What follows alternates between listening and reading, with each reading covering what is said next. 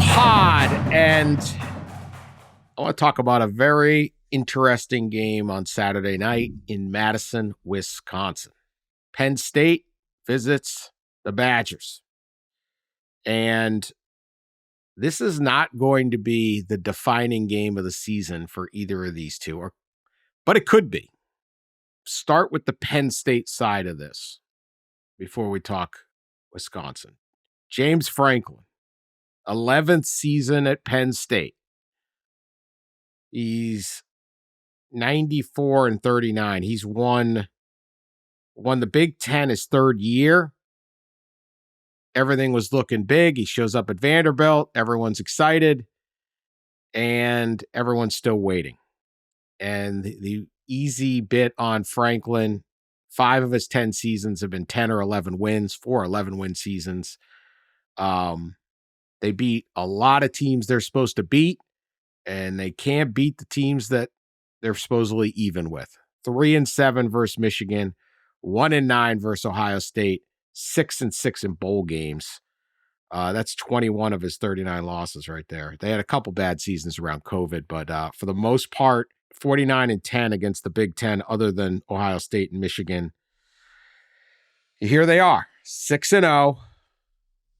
Won at West Virginia, beat Bowling Green, Kent, Illinois, UCLA, and then they had this big comeback overtime victory against USC, which does not have a good record, but has a lot of close losses. And so now they go to Wisconsin, and the following week will be Ohio State visiting Happy Valley.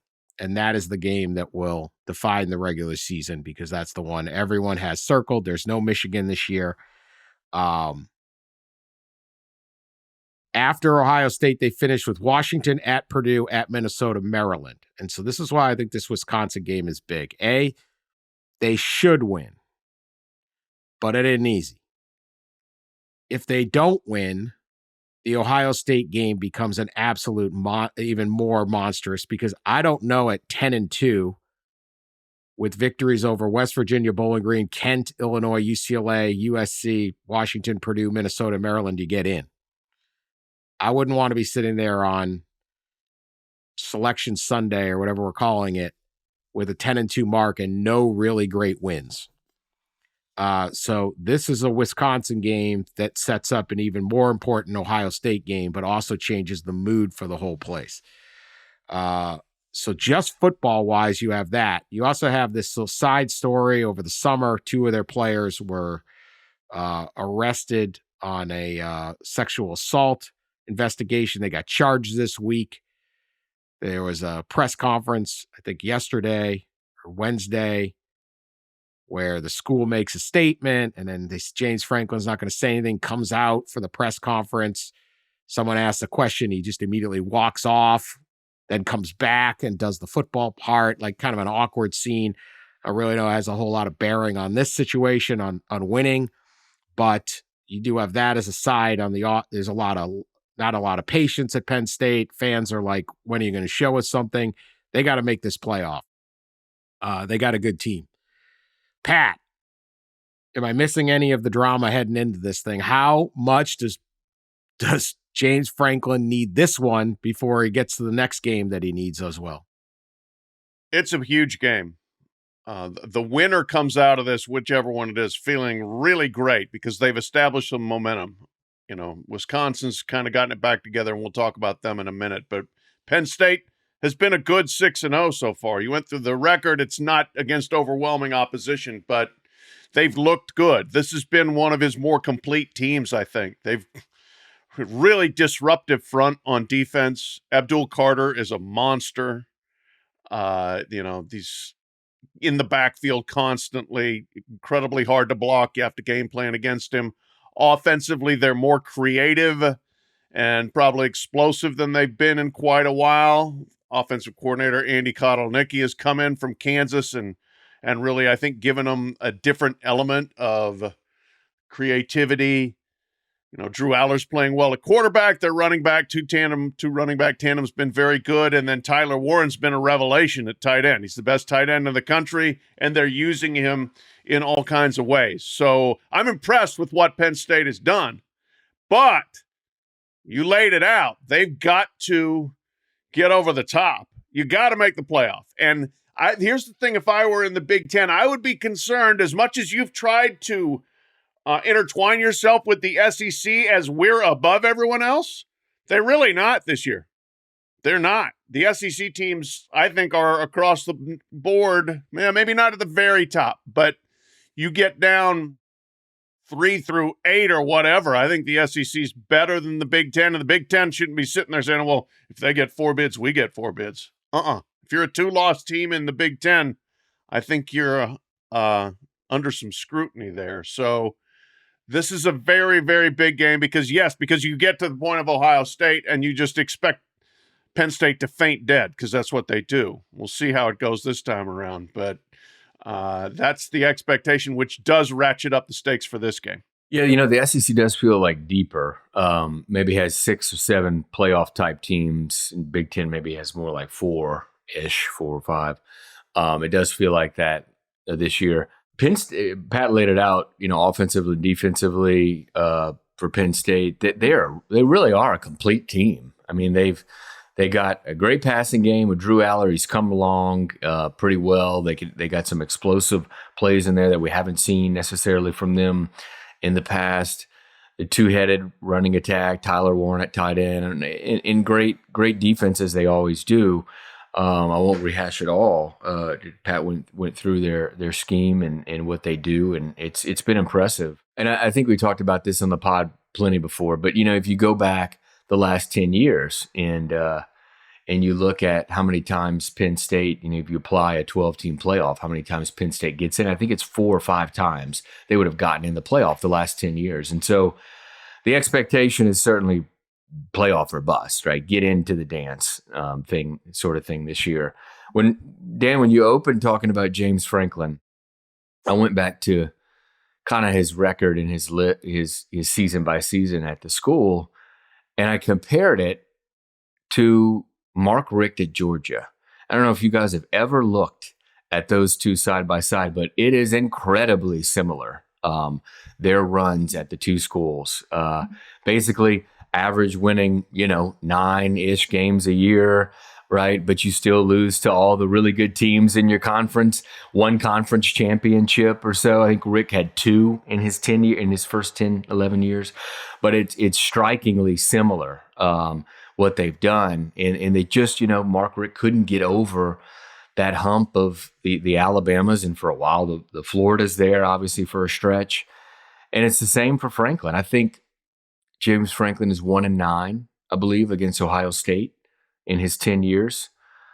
So can they do it? Is this the year? He seems to have as complete of a team as he's ever had.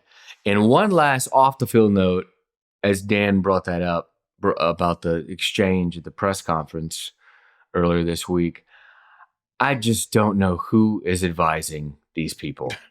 I don't know why in the hell somebody would think it's a good idea to have a spokesman get up in front of reporters and basically say, no question, Coach Franklin's coming up, no questions for him on this topic, and then Franklin gets up there, is asked a question about the topic, and then walks off to be then replaced again by the spokesman. If you can't talk about something, why can't James Franklin just say, I can't talk about it? You made a bigger story out of it. And I just never understand these things. Not only did they make a bigger story out of it by, not letting James Franklin handle that and simply say it. And that was probably his idea for how to handle it, by the way. I'm guessing, yeah, you're right. Yeah, the absolute condescension from the media person who came back up there. We told you. Well, guess what? You're not in charge of us. You don't get to tell us what we ask or don't ask. I'm approaching this obviously from a media standpoint. I know most people don't give a damn. But this is a legitimate topic to ask questions about. And if they're going to hide behind it, you have the right to, first of all, to still ask your question and to maybe make them feel a little uncomfortable and let them understand this topic isn't going away.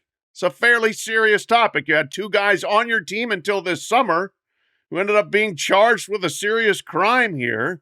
And you don't just get to wave your arm and say, never mind. Sorry, we can keep talking about it. Anyway, go ahead. I mean, I completely agree. Like, there are times when I don't expect a lot of answer out of James Franklin, but you have two players charged with felony rape of other Penn State students, including a 17-year-old. Not that the age, I guess, matters, but you cover like this is a serious crime in the community, in the school. And it's like, well, you're only here to ask about how, can Drew Aller keep up his 70% completion? Like, I don't think anyone, no fair-minded person's like, oh, James Franklin doesn't care. James Franklin likes to bring players in no one thinks that. I'm sure he's aghast at it and horrified at it, and it just is upset and concerned for the victims and the whole process, and maybe concerned in a appropriate way for his own players, the players. I mean, this is a serious thing all around. There's not one good thing about this, but just walking off, you're like, I mean, he's a very smart guy. You don't have to protect a guy making whatever. Is he making $8.5 million a year? Whatever, yeah. You can't say we're really concerned about this. Our thoughts go to the victims. I'm concerned about the fan. Like, we obviously, this is a criminal case. I don't get involved. I don't know what's happening. But I mean, it's a pretty simple statement that you make. And when you just walk away, it seems there's a callousness to it. And I think you said, I don't know if did you use arrogance or whatever word, but like, that actually makes it seem like you care less. It totally does. It's like, I am only here to talk about Wisconsin. That's all that matters in my world right now. Well, you just had two of your recent former players charged with a rape. I always love, and I'm not sure how they're framing it here, but I always love when they're former players. Well, they became former players when they got arrested. Like, yeah. It's not like 5 years ago we had a guy who was here, and now look what he did. Like, hey, man, it's a terrible way to handle those. I don't get it. The guy's getting paid a lot of money. He's a highly skilled communicator, very smart man, and a good guy in by almost all accounts. If anything, that's I don't understand that at all. But that doesn't help, and that doesn't help the process of going into this game when you have those concerns. And the media does not have to. This isn't like dredging up some non-story. No. And it's not. It's a very pertinent story. And Audrey Snyder's the one who asked the question, and good for her. She does a great job covering Penn State for The Athletic. And you're not going to tell her what to do. She's got to ask questions. There they are. Yeah. Yeah. I as for the game, I think you guys made a good point about the Big Ten SEC, because we were talking about this on the Kings of the North podcast that I go on sometimes here, and about the Big Ten SEC challenge. Like, I don't know if you want that like, how's that challenge going to work out? Like, some years, there's Ohio State and there's Oregon, and then the other two playoff contenders from the Big Ten. Penn State hasn't played anybody. Hasn't beaten anybody, and Indiana's whole way of getting in is by not having to play anybody. Yeah. Right. And they paid $1 million. It's a great story. They're unbelievable. They did pay $1 million to buy out of a game against Louisville because they wanted to play Western Illinois to get Cignetti off to a fast start. And I mean, by the end of the season, I think, right, there's a chance they could play only one top 25 ranked team. Right. Yeah. Ohio State. Right. And that could be the same situation for Penn State. I mean, the schedule is not. No one is anyone else ranked right now. Well, Illinois. Yeah. Illinois. Okay, they got the Illinois win. Yeah, that is a good win. Yeah. So they got that. But Illinois is going to have to hold up, and so that's probably enough to get you in. But here's the other thing: you win this game, and I think you have you can still get to the Big Ten championship game and all that. But even if you do lose to Ohio State and you're 11-1 with a victory at Wisconsin, you could potentially host a game. You lose this game and you're going to go on the road the first round. And I think like no one sees we haven't seen it yet, right? Right. So it's like hard because I keep hearing, they'll get in. Man, getting in as 11 seed is not, that's not as fun. Yeah. No. If I mean, you're look guess at what? Welcome to Austin. In your first game, you're going to have to go down to the SEC country. And play in Austin, play in Knoxville, play in Athens. Yeah. Right. That's not a good thing. All right. The other side of this is Wisconsin, which Luke Fickell, I think everyone was rightfully impressed when Wisconsin was able to hire Luke Fickell. At various times, he could have been, if things worked out differently, there would be no surprise if Luke Fickell was the head coach at Notre Dame, at Ohio State, or at Michigan. Like if timing worked a different way. Certainly Ohio State, he had this certainly Notre Dame, they had this 13-0 season. They ended up, there was this whole bit. Do you wait for him? Do you take, what do you do? If Harbaugh had gone pro at a different time, I don't know if you can get, Luke Fickell is a big Buckeye now. Buckeye, this is a Buckeye, but a lot of money up at Michigan too. So, you got to make some decisions, but he certainly was the best promising up and coming Midwestern coach in the last few years. Wisconsin gets him 7-6 last year. They're 5-2. This is a big home season for Wisconsin. They get Bama at home, they get Oregon at home, and they get this Penn State game. Oregon still to come. They got trucked against Bama. It was not competitive. It was not a good day. They are 5-2. They look really good all of a sudden. They also played Purdue, Rutgers, and Northwestern. This is certainly, they can lose this game, and it does not define what's going to happen with Luke Fickell. But if they win this game, prime time, Saturday night, they beat what's Penn State? Third in the country. It is a massive statement for Wisconsin and Luke Fickell. Pat? Yep, no doubt. This is the kind of game you hired Luke Fickell to be your coach. And as you said, it was a pretty big coup for them to get him because you want to try to compete for national championships, Big Ten championships. This is the spot right here. And it has been disappointing so far under Fickell. I mean, the first season was, just kind of sloppy and uninspiring. They were 7-6. Then this year they come back, they start 2-2, and it looks a lot like last season where the offense just isn't doing much. And then you get hammered in your big game against Alabama. They were up 21-10 on USC. That was the one game USC didn't give back. USC then boat raced them in the second half. But at 2-2, I think a lot of people, myself included, were like, where's the Luke Fickellness of this team? And then we've seen more of it the last 3 weeks. Defense has given up a total of 16 points. Now, again, yes, as you said, Purdue, Rutgers, Northwestern, but still they've hammered 3 straight teams. They've looked good doing it. Tawee Walker at running back. Ches Malusi did the magic opt-out, stepped away from the program at a certain point, and his replacement, Tawee Walker at running back, has been excellent. Braden Locke at quarterback's been good enough. I thought that the hiring of Phil Longo as the offensive coordinator there was interesting because he's much more of a spread throw finesse kind of offense guy at a program that is not that way, and Luke Fickell isn't that way. And I thought that had been a bit of a struggle, and it's still, I'm not sure it's the right fit there, but there are at least some signs after losing Tyler Van Dyke, the starting quarterback against Alabama early in that game. Braden Locke's come in and done pretty well. He does throw the ball to the wrong team on occasion, which is a problem, but he's played pretty well for them at quarterback. So can you get Camp Randall really going at night here? And can you get that statement victory that so far has eluded Luke Fickell? That's the big setup for Wisconsin. Yeah, the season looked kind of lost after the USC game. Like Pat said, they were 2-2. And they got bludgeoned by Alabama, and then USC were able to come back on them. 2-2 without their starting quarterback. Tyler Van Dyke went out with an injury, and you thought, wow, this is going to end poorly. And then, they won 3 straight and dominating defensively, scoring a good amount of points on offense as well.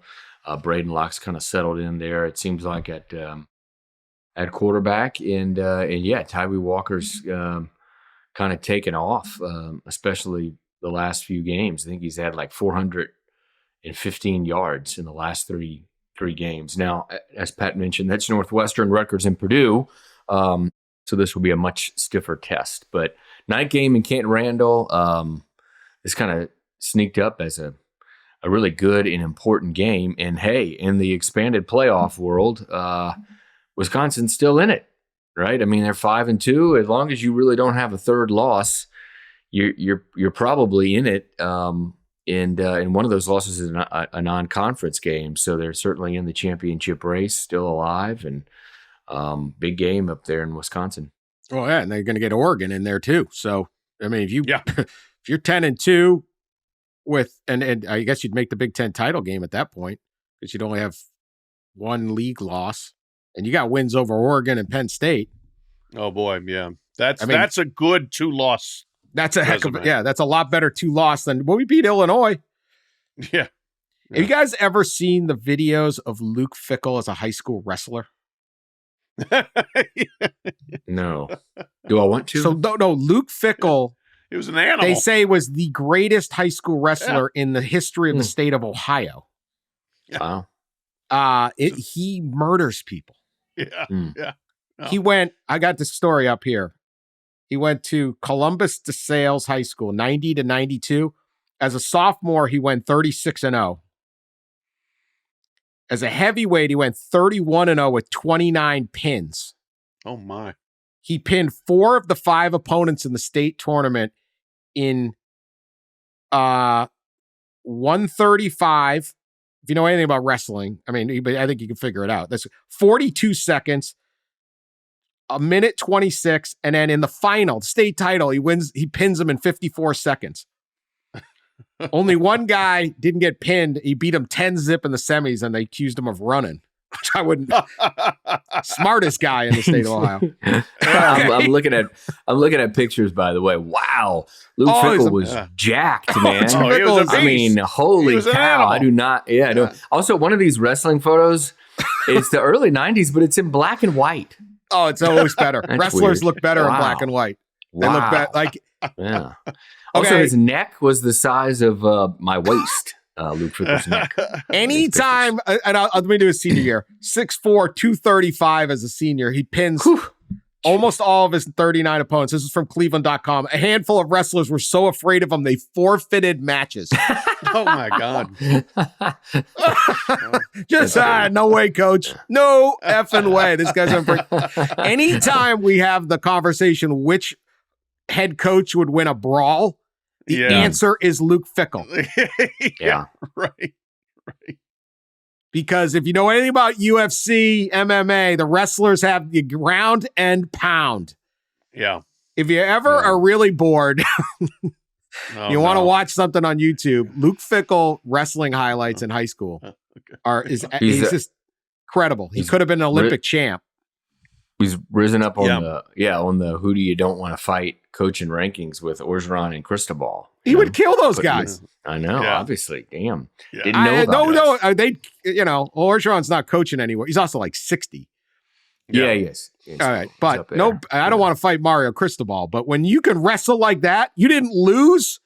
Dudes are just quitting.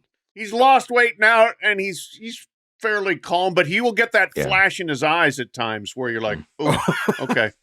Yeah, there's certainly some intensity there. I would never want to get to the point of a physical interaction with him. Big match this weekend. Get a chance to fight the legend. Yeah, ankles swelled up on me. Yeah. I don't rib cartilage. I don't think I can go, coach. There's because state matches, there's only so many kids that take wrestling really seriously. So there was some like dual matches that kids were like, come on, man, I'm fighting this guy. This guy could have been. They think he could have been Olympic champ. Would have been 4-time NCAA champ. Wanted to play football. Obviously, life's worked out for Luke Fickell. But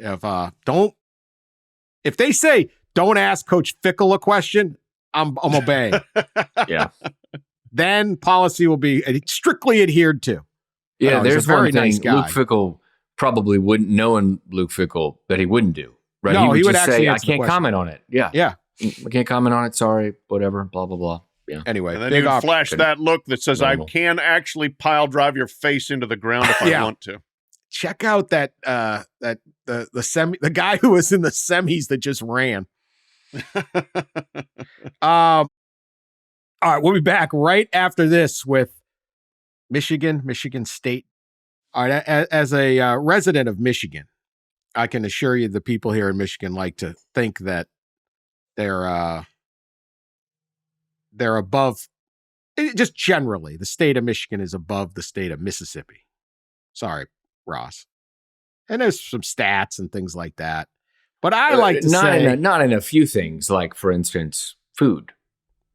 I'd go with Mississippi's got some good food. I'll go with the food. But they're more like child mortality rates and things like that. Well, I don't. Let's not get into all that. Stuff that, education. These things don't matter. I don't care about those things. These things don't matter. No, food really that's the main evaluating tool. It's a good one for me. I'm not looking down on anyone. And when it comes to the annual game between the two most prominent football teams, people talk about the Egg Bowl being crazy because it is, and the Egg Bowl being crazy even when both teams stink and nothing changes and they just beat on each other. Michigan can't be looking down on anybody because the Paul Bunyan, they play for the Paul Bunyan Trophy, which alone is like this massive thing. And I thought Paul Bunyan was from Minnesota, but what do I know? I didn't go to either school. This is my tax money at work.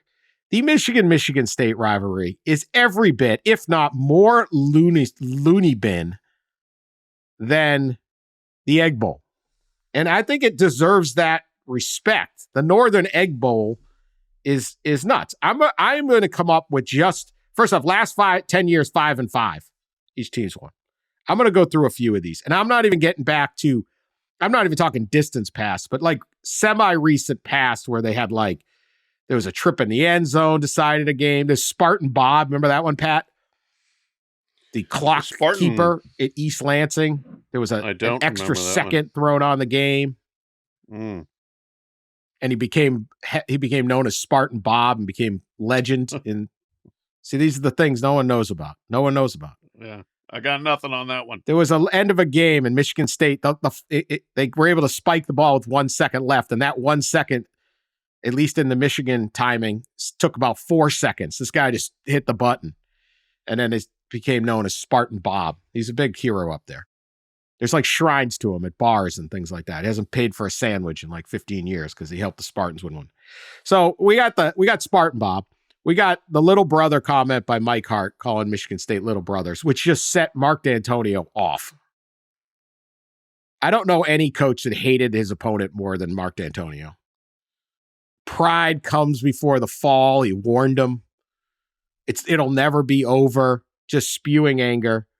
We had the game up at Michigan State where the Spartans linked arms and walked the field before the games. But then Michigan's that one I remember. Devin Bush was scuffing up the Spartan logo, so they just kind of plowed through them. Led to a $10,000 fine, reprimands of pretty much everybody. Harbaugh, D'Antonio, the schools, everybody got. D'Antonio was reprimanded for, quote, failing to take action to mitigate a foreseeable conflict from occurring. Absolutely fantastic reprimand. It was a foreseeable conflict. That is true. There's trouble with the snap where the kicker this Australian kicker for Michigan fumbles the ball right into Jalen Watts Jackson's arms. He runs into the end zone and wins the game in the final. The only way Michigan State would win the game is if the ball happens to get thrown, basically. I always think this, I don't know who that kicker was. Jalen Watts Jackson's quite famous. The kicker is not. He's probably in Australia going, dude, let me tell you this story about these lunatic game. I botched the whole rivalry. Everyone hates me. There was 2 years ago a tunnel brawl, which was more just like people beating on Michigan State guys beating on a Michigan player with a helmet. That was so significant that it caused both the Washtenaw prosecutors to charge 7 Spartans with a misdemeanor assaults, actual criminal case, and a remodeling of Michigan Stadium. They expanded the tunnel to try to cut down on post-game brawls. Yep. MSU took $100K for that one.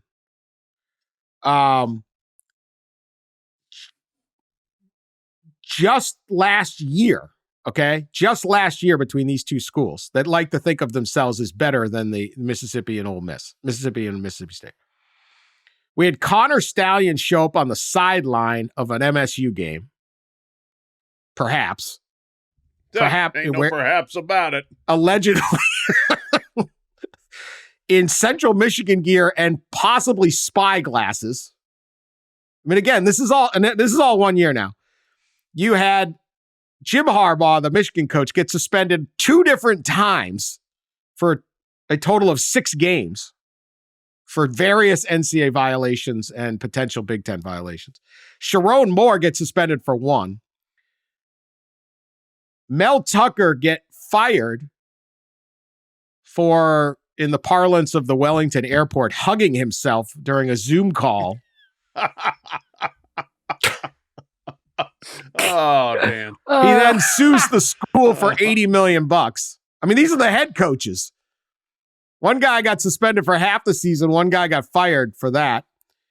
And then pregame Hitler trivia on the Spartan Stadium scoreboard. Yeah, that was amazing. Now, Ross, you know your Egg Bowl. Can you bring more than that to the table? I think this is the craziest rivalry. I don't know. I mean, one coach got fired in the Egg Bowl because his player fake urinated on the field. It's a good one. And the other coach's job was saved because of it. Until he was fired too. He was fired later. Yeah, after the bowl game. That's right. After the bowl game. Yeah, they both were fired. Yes, that's true. I have plenty of good Egg Bowl stories. Not to run all of them down, but one of my favorites is, and it's kind of in the Egg Bowl, the week of the Egg Bowl, there's a lot of spying and espionage going on, and the coaches are always extremely insecure about their practice, getting videoed by the opposing school fans the week of the game. So like a few things happened Egg Bowl week over the years. One of them was Jackie Sherrill, a Mississippi State coach, planted trees around his practice field specifically to prevent Ole Miss from spying. Those trees, by the way, which when I was in school, they were like 5 feet high. They're like 15, 20 feet in the air now. It's amazing. Nice. And they border the whole thing. The other thing is the spying during Egg Bowl week is so notorious that Ole Miss coaches, when David Cutcliffe was coach, they were practicing in the stadium, in Vaught Hemingway Stadium. And there's a Mississippi State fan that was at the top of the bleachers looking down with binoculars. He was dressed in maroon. And David Cutcliffe stopped practice, pointed him out, and the strength coaches ran up. And they beat him up, and then they threw him over the side of the stadium. And all the players on the football field are like, whoa, what just happened? Did we just murder somebody? It was a mannequin that David Cutcliffe put up there as a joke. But those are just things. I remember when Dan Mullen had a, he did the old thing where you not just pee on the logo of your opponent, but also the logo was in the commode. Somehow they put the logo in the commode so you can drop a deuce on it as well.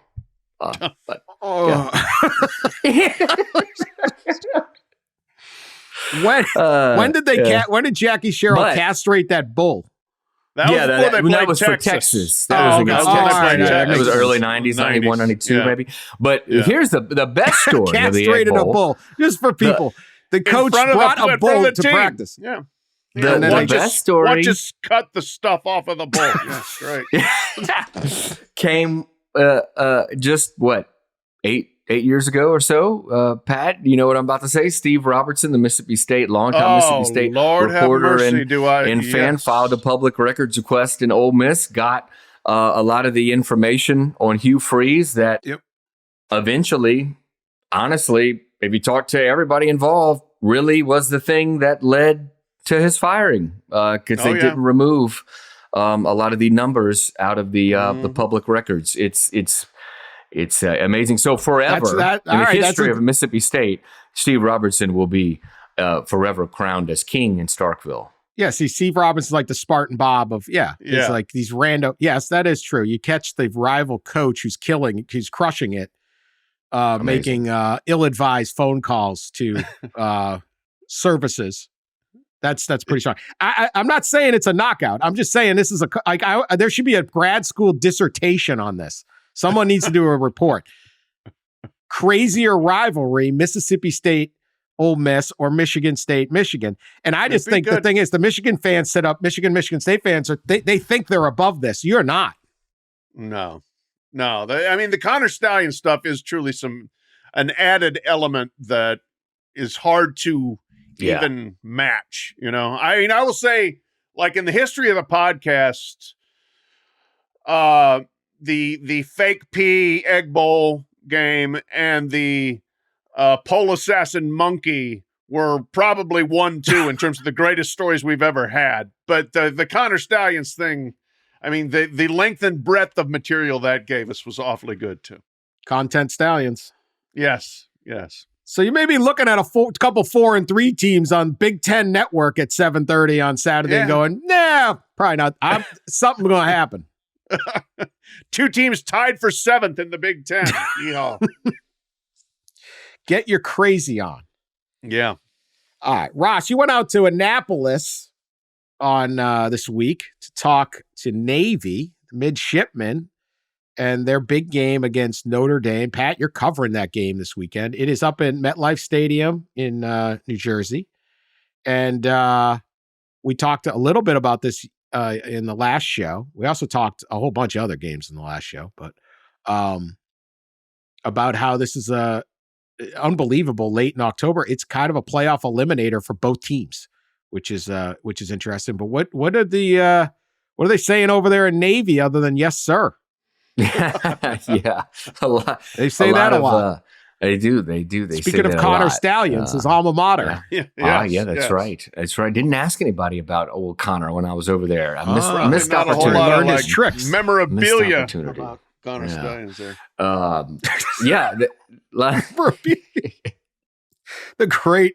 We had Roger Staubach. We had Jimmy Carter on the wall, mounted. Yes, all the greats. All the greats. Perfect. Yeah. A lot of certainly buzz over there.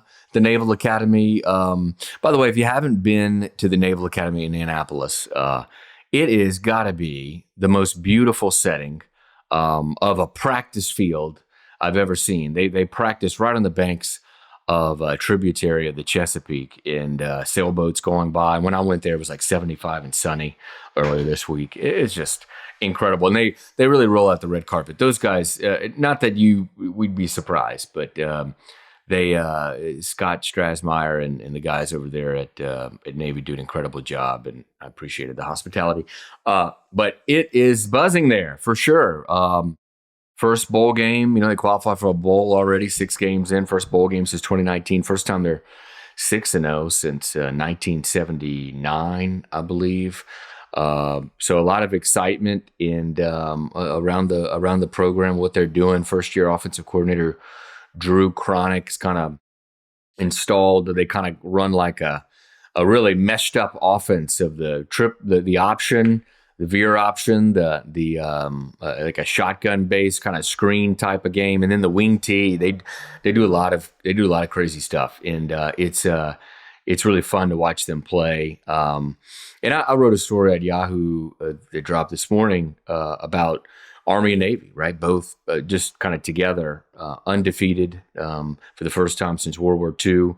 Don't offer NIL. Between them, they have 2 transfers between them. Each team has 1 transfer on the team, and obviously they're going to like opt out, of the revenue sharing. They're just very different, right? In a world where all the talk is about money and transfers, they're very different. And I thought there were some pretty interesting quotes in the story from Navy folks, especially, and some players from Navy about why they're winning in this age, right? Without transfers, we're able to plug and play their roster without money to offer in recruiting as far as NIL. And it's really fascinating. I think it all gets back to the team, right? And how they play as a team, and the cohesion and the communication of a team, and the fact that they've been around each other for several years. And I wonder if we're going to see more and more of this happen, where you have schools like Navy, Army, and Air Force that can't completely change over, right, their roster year to year with new players, and so when a certain group of players on those teams get to a certain level, juniors and seniors, and they're veteran and they've been together for 3 or 4 years, unlike all these other programs that have all these new players, you wonder if that's part of what we're seeing. Yeah, and I think this is a great indication that there's one of the beauties of college athletics. There are many ways to build a program. There are many ways to win in football. And some programs can absolutely win via the transfer portal. You can also lose via the transfer portal. You can miscalculate. But you can do that, or you can build and retain and play a different style that is problematic and end up being where Navy and Army are. And it's fascinating. Army has been, with Jeff Monk, it's just been a continuity, right, for quite a while. Navy made a change. Ken Numa-Talolo, who had been the head coach there forever and did great, he left. Brian Newberry comes in, kind of struggled last year. Then he brings in Drew Cronick. You mentioned the offensive coordinator who was the head coach at Mercer, the FCS. He's an old Georgia boy. You listen to him talk, and he sounds like he's from Georgia. And he's really energized the offense, and they are a good offensive team, really good team, period. But, their quarterback, Horvath, is playing extremely well. Is it Blake Horvath? Yeah, is doing really well, and they're doing a lot of creative things with their skill players. So, yeah, you don't have to be built out of the portal. The portal doesn't have to be the death of college football. You can find a lot of different ways to win. Yeah, I think that's what we all love about college football and college basketball and all college sports is there's different ways, different routes, different types of schools. You say, okay, this is the way you got to do it. Well, I would throw in a different element. Look how good BYU is. BYU is not a school that it appeals to a certain type of person. Most of them are Mormon, but not all of them. But you have to take a certain culture on there.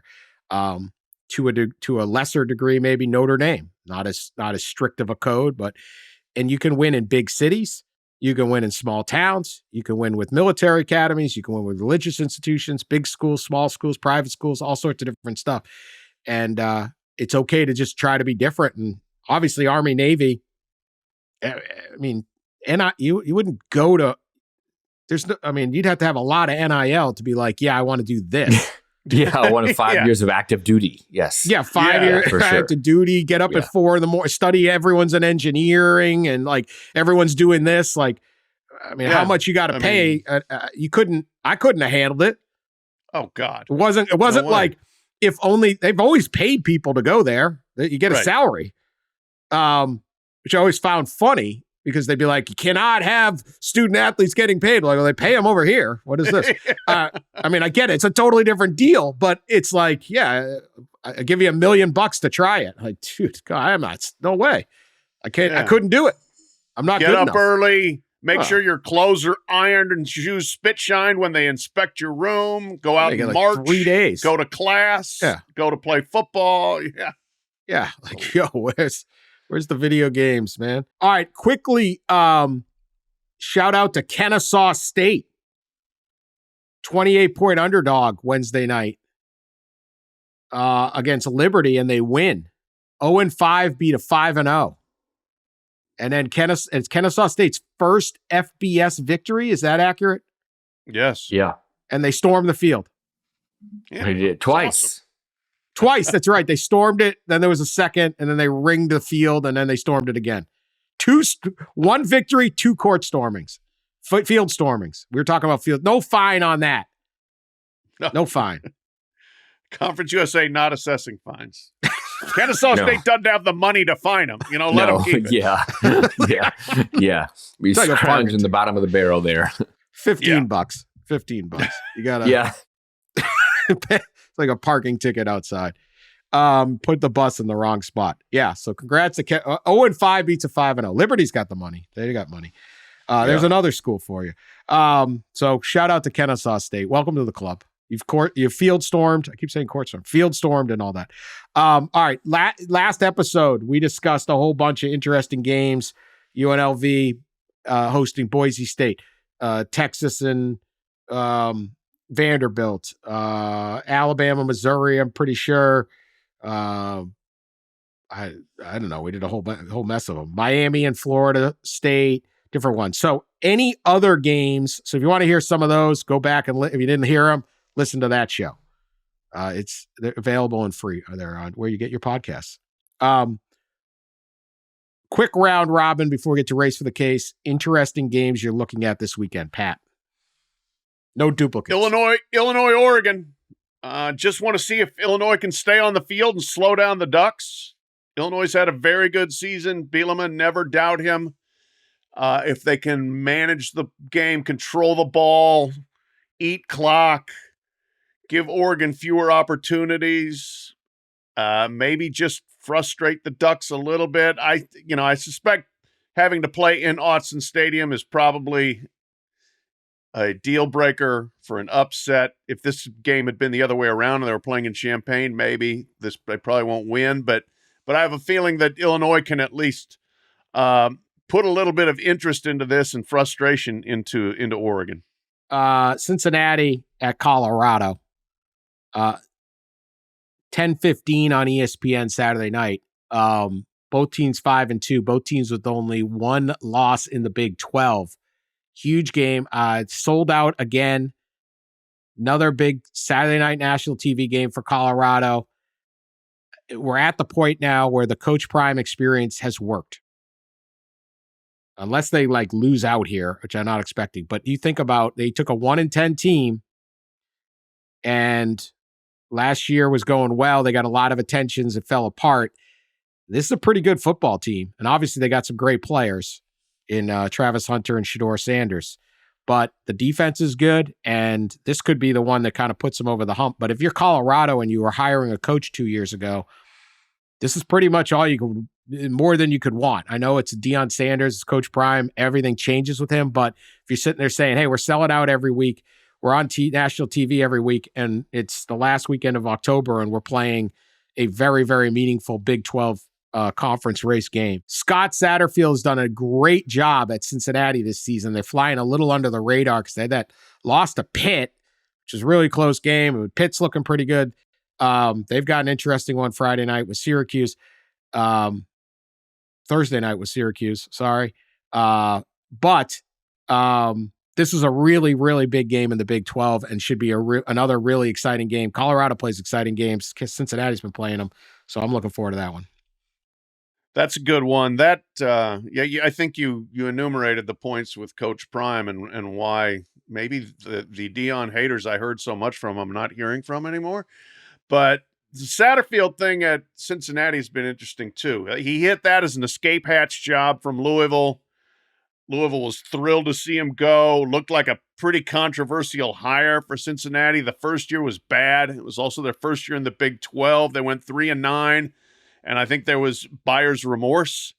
But this season, they have definitely turned it around. The Pitt loss, they were up, and then Pitt made a miracle kind of comeback to win that game. The other loss is by 3 points at Texas Tech. They're sitting there at 5-2. The experience with Satterfield at Louisville was whatever you expected, the opposite happened. When you expected them to play well, they played poorly. When they expected them to play poorly, they played well. So I have no idea what's going to happen when they have a 10:15 body clock kickoff in Boulder where crazy stuff happens. That game will be very worth monitoring. How about the game in Durham, of all places? SMU travels to Duke. These two now ACC rivals. 2 losses between them, each 6-1.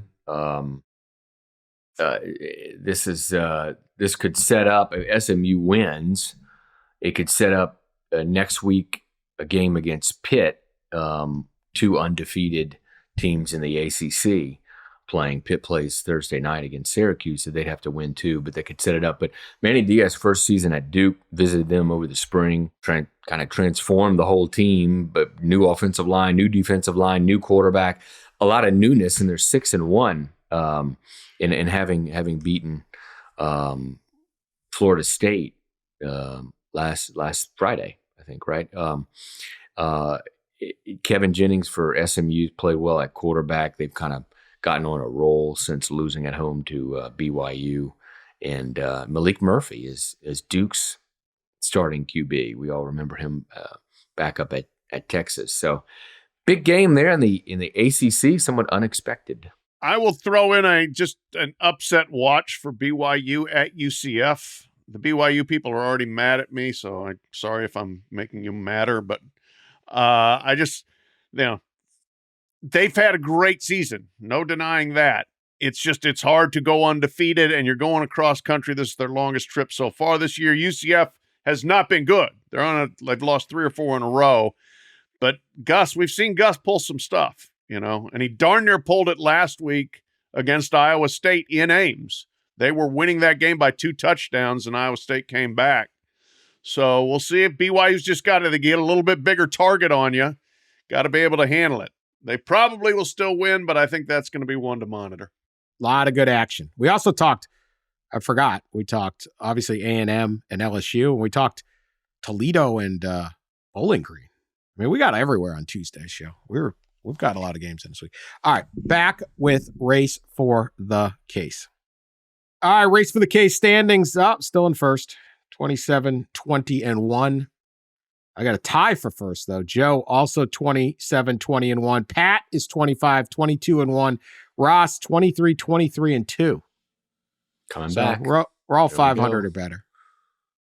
We're all 5 picking games we often don't want to pick. That's the secret. That's the secret sauce here. Let's start it up. Friday night, Boise State giving 3.5 at UNLV.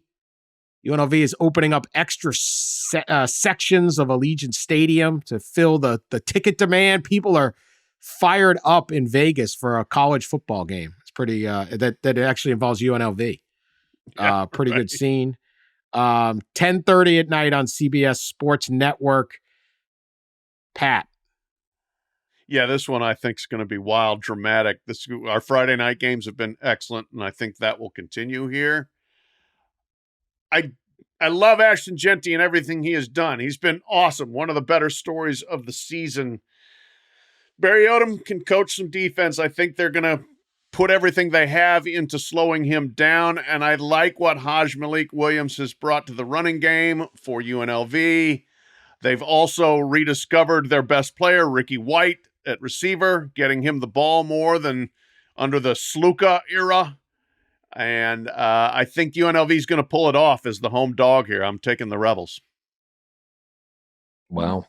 Ashton Genty, too good for me. I think running game travels, and I think that Ashton Genty will be enough for Boise to win and cover the 3.5.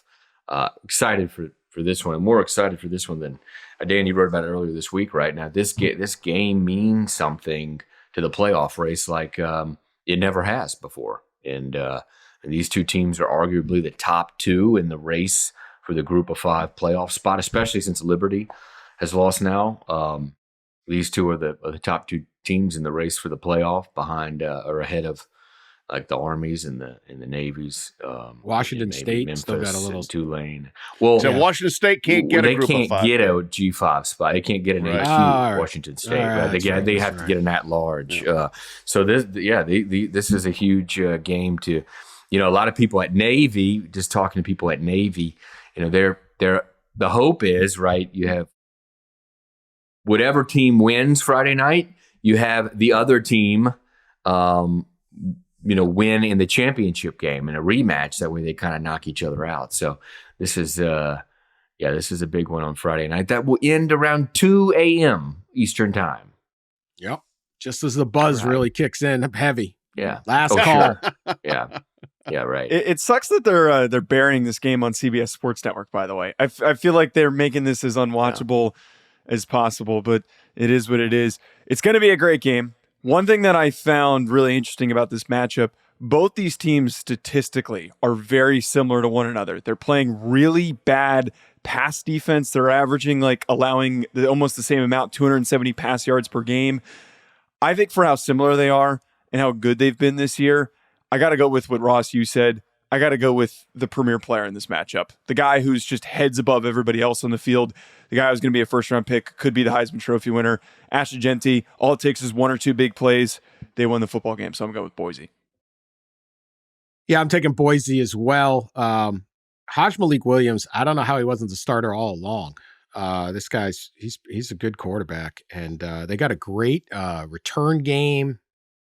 Ricky White, everything UNLV's got is a lot. I've watched a couple UNLV games. I do like watching late at night, but it's not easy to stop Ashton Jeanty, and it's opened up Maddox Masson's offensive passing game. They're a better passing team than UNLV, and I think they will feast a little bit on that. So I will take Boise State to win and cover. Should be an exciting night in Vegas. Washington at number 13, Indiana. Talked about that one too on Tuesday. Hoosiers given 6.5. High noon, Big Ten Network. They're getting the game day treatment in Bloomington. Ross? Yeah, exciting. First, I think full Saturday game day. I think they went there for a Thursday night game, maybe at some point in Indiana. So this is kind of a first in a way. No Curtis Rourke. And so because of that, I don't think they'll necessarily lose, but I think the Huskies stay within a touchdown. And I think this game is close. I haven't been good this year picking against Indiana. They continue to tear it up and beat everybody by 50 points. But here I am again. So give me the Huskies to cover in a close one. Indiana wins, but maybe last second field goal. Real quick, I want to say I wondered if Boise UNLV is the biggest G5 game since Boise Nevada 2010, when Boise had a chance to play maybe in the BCS championship game, and Colin Kaepernick beat him. But anyway, there was this other game too that year, or no, it was the year before. TCU and Utah played. TCU was ranked 3rd. Yes, and Utah was 5th. TCU won. They had Andy Dalton, and this was my one SI story. I got to help write with Austin Murphy, great Austin Murphy, SI cover story, even though I worked for Yahoo. And the headline of the story was, "Does it matter?" And it didn't. Yeah. And now it does. And these teams one's unranked, one's 17th. It's kind of wild, right? But you think about, how good are these TCU with Andy Dalton? Yeah, they probably could have won a playoff game or two. That's pretty good. Sure. Yeah. Yeah, but it was it couldn't be any good. Well, I think they're probably pretty good. Andy Dalton is an excellent quarterback. So go ahead. Yeah. Colin Kaepernick also is a pretty good pretty good, pretty good player. How good they be? But getting back to the game at hand, Washington, Indiana, throw confetti for Curt Cignetti, Mom's spaghetti. Oh, boy. I'm taking the Hoosiers, man. Washington has not been good on the road. Lost to Rutgers, got blown out by Iowa. They go back on the road across the country again. Taven Jackson is a very good backup replacing Curtis Rourke. Indiana, as usual, wins and covers. I don't know how I'm going to follow up the rhyme. I got to be completely honest. But as I Please said, don't. I'm not that lyrical. I can't. I wish I was. As I said last week, I can't bet against Curt Cignetti. And also, more importantly, nobody should be betting against Curt Cignetti. They're the best team in the country at covering against the spread and just points against the spread. They're producing the most amount of points in any of these situations. Vegas is not good at predicting this. I think a lot of people are going to be anticipating Washington, they're going up against a backup quarterback, that this line could even move even further. They are a machine right now, and I think Washington's shown plenty of missteps to this point where they're really inconsistent, especially on offense. they also have like a really fake good pass defense statistically. They're number 1 in the country, but in the stretch of the last 4 games or 3 games, they beat Northwestern, Michigan, and I forget what the other game that they had in that. Oh, Iowa was the other one. So they're really inflated on their stats. I'm sticking with Indiana to cover. Yeah, Kurt cover Signetti. No. Yeah, I know Rourke in there, but that's all right. They'll find a Lone way. Hoosier. I got to catch up. I'm taking Hoosiers. I'm lone Husky. You're lone Husky. Yeah, lone Husky. Getting the mascots confused. Yeah, you already hate your pick. I hate all the picks.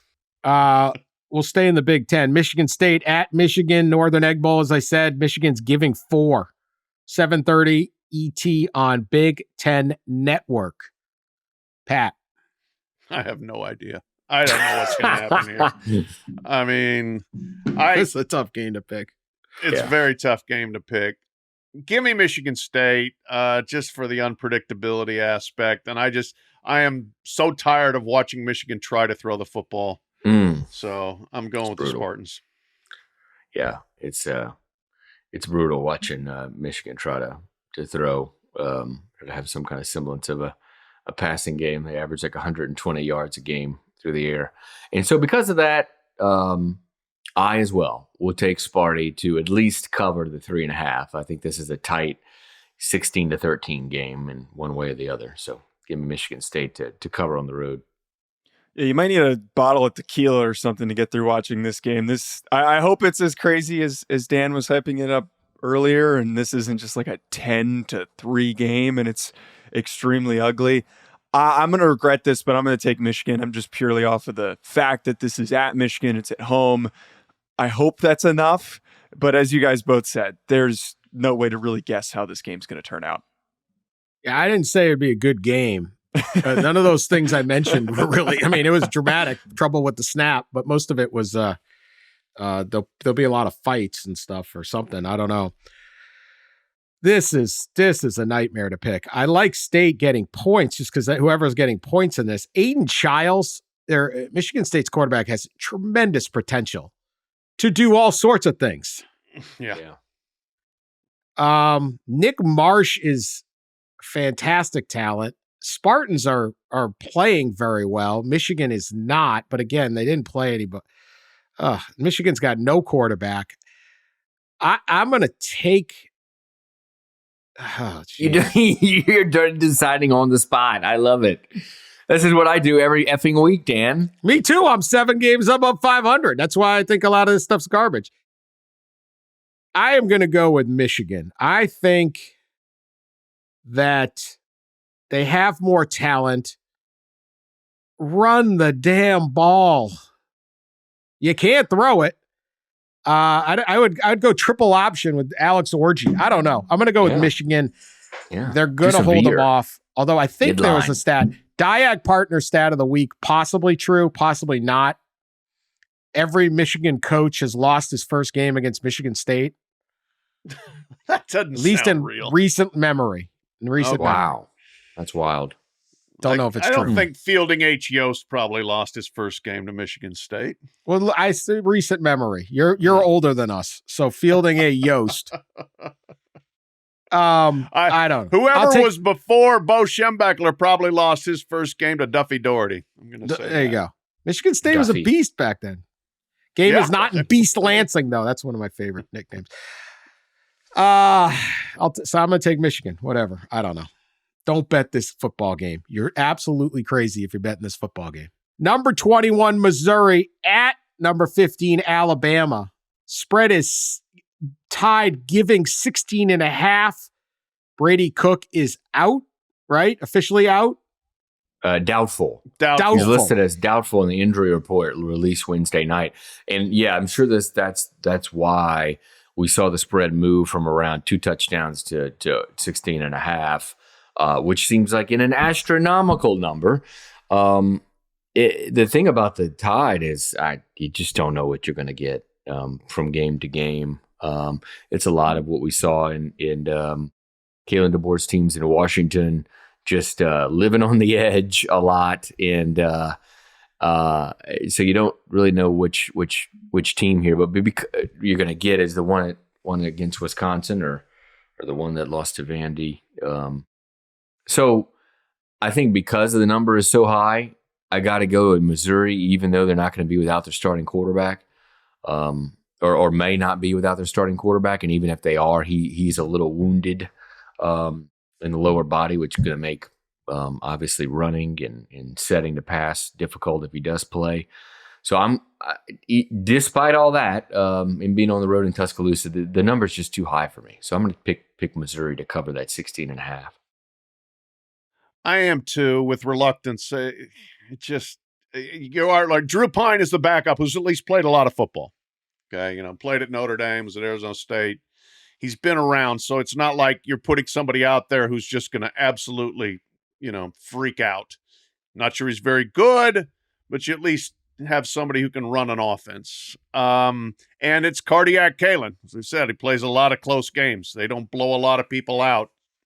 I will figure this is going to be inside of 16.5, and I'll take Missouri in the points. By the way, in case anyone was wondering, Fielding Yost did beat Michigan State the first time they played each other in his second season in 1902. So I went and checked on that. My pick for this game, though. There we go. Thank you. Important information. My pick for this game, though, I think that with the injury, it's going to be impactful. The offensive line for Missouri has been a mess. They gave up 5 sacks last week to Auburn. I think that this Alabama defensive line is going to have an easy time as well. And more importantly, against Auburn, when they were trying to figure out who to turn to as the backup for Brady Cook, they couldn't move the ball. They were having so many issues. I know that 16.5 is huge, but I'm just going to bank on this being at home and then Alabama's juiced up. That's a big if, and I've got a lot of reluctance with that as well. I'm going to take Bama. I'm going to take 16.5. I'm going to take Missouri. Bama's offense showed me nothing. Cook, was he doubtful when he's in the hospital during the last game? Yeah, probably so. Yeah. I would call that doubtful. Well, he came back to play. Or maybe he was literally out of the stadium. Wasn't even at the stadium. Yeah. He's at the hospital. Came back. I only got 2.5 games left to play. I'll take too many points. Alabama's not shown me any offense other than when they pounded Wisconsin. So I'll take Missouri in that one. Benny Oosterbaan, Michigan coach's first year, his first game at Michigan State. He won 13-7 on their way to winning the national title. What year was Benny Oosterbaan? They're burying you. I said in recent memory, it's the Diag Partner Stat of the Week, Custom Staffing Solutions. They will do custom staffing solutions for your business. I didn't say anything about proper trivia. Did Bo lose it? Did Bo lose to Spartans? I don't know. All right, well, look it up. I'll look that up. At number 8, LSU. At number 14, Texas A&M. Aggies giving 2.5. 7:30 ET ABC. What do you think of that, Pat Forde? Oh boy, it's a good game. Really should be a fun one. I'm looking forward to it. I'm going to take LSU there. I don't make this pick with great conviction by any means, but I think A&M has probably been playing a little above their heads, and I think LSU has more offensive weapons. Really, I like the LSU offensive line. Nussmeier's played well. They've got a couple guys playing well defensively, too, Whit Weeks and Braden Swinson. I'm taking the Tigers here.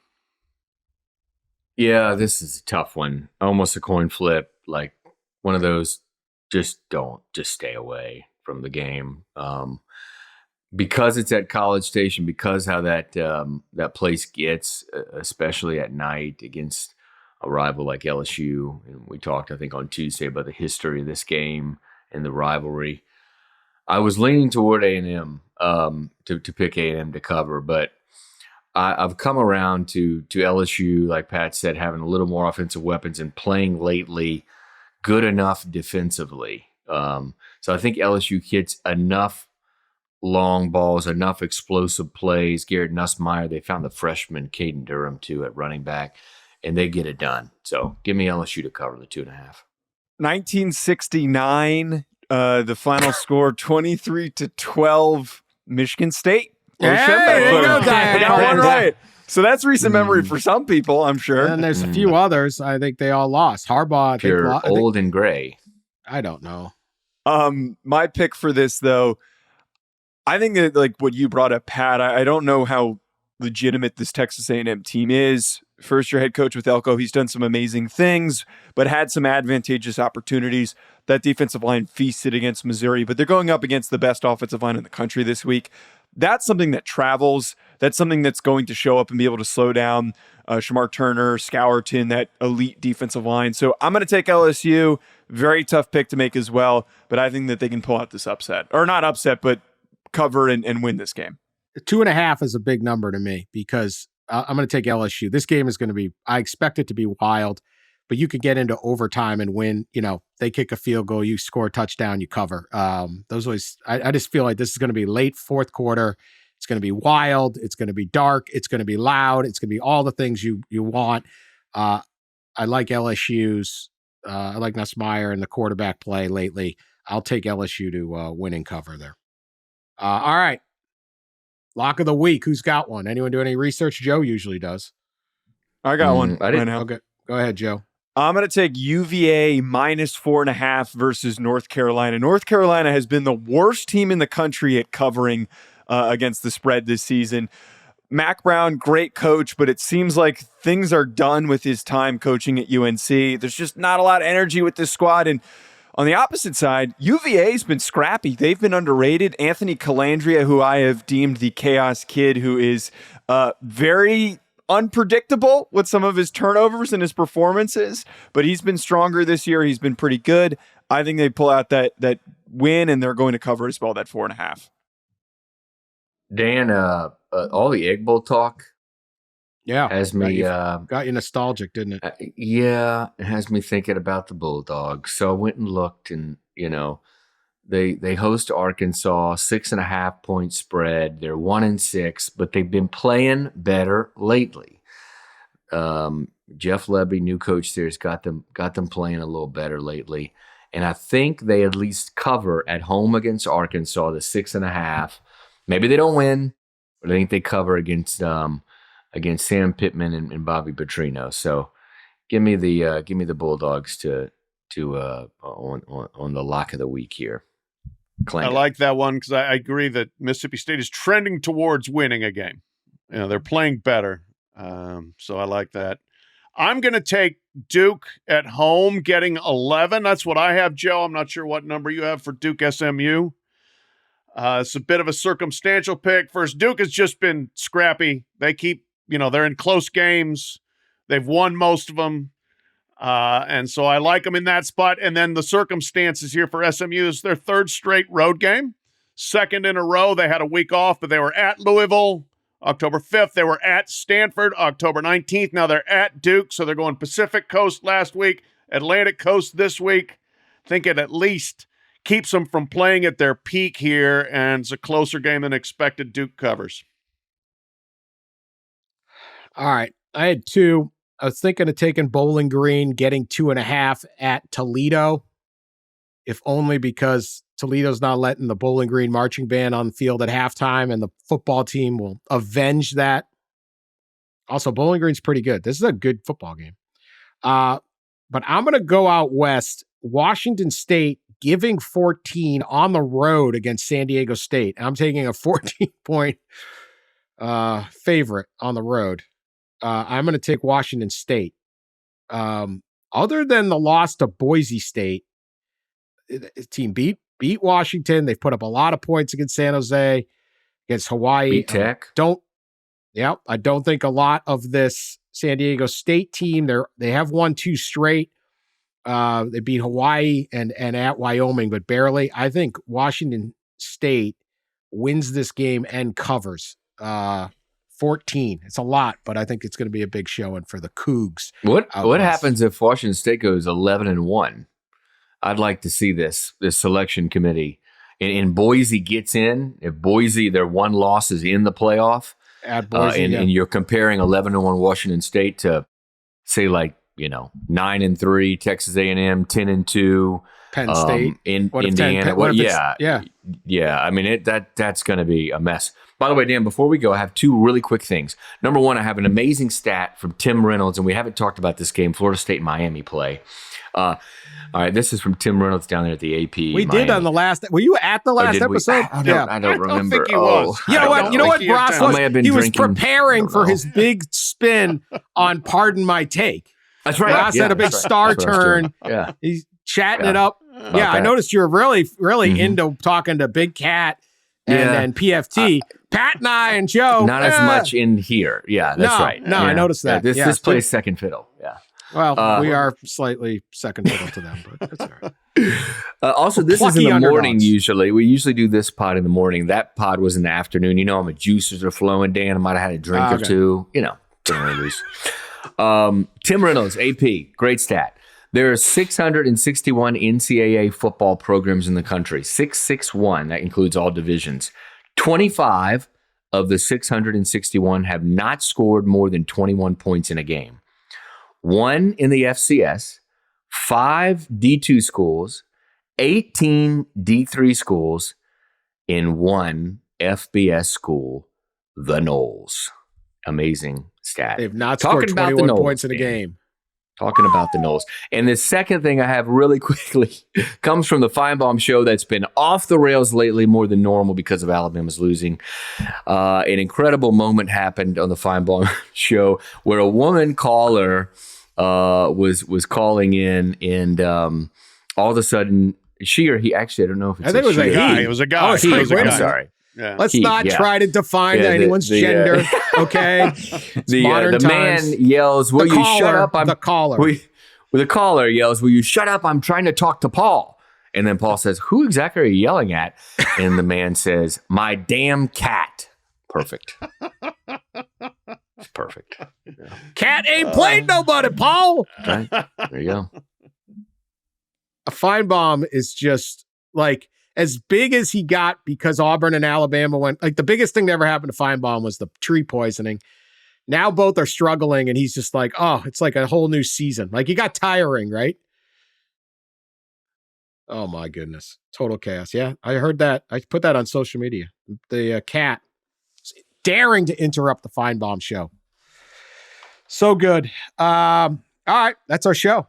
It's our show. No cats jumped in. So we will talk to you, let's see, Sunday. Yeah, Sunday will be out.